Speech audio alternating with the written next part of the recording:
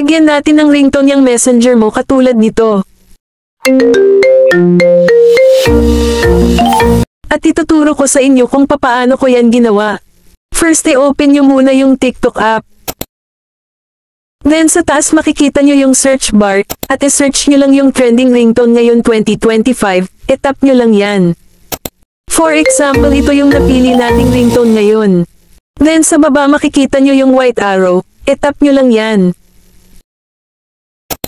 And then i-tap nyo lang yung copy link. Then punta kayo ng Chrome browser. I-open ang Chrome browser, then sa search bar i-search nyo lang yung TikTok U. I-tap nyo lang yan. Dito guys, i-paste nyo lang yung link na kinuha nyo sa TikTok. And then i-tap ang download.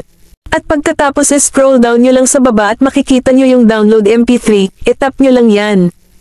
At sa taas guys makikita nyo na yung dina-download natin. At kapag tapos na guys, i-tap nyo lang yung open, at ito na ngayon yung ringtone na din-download natin.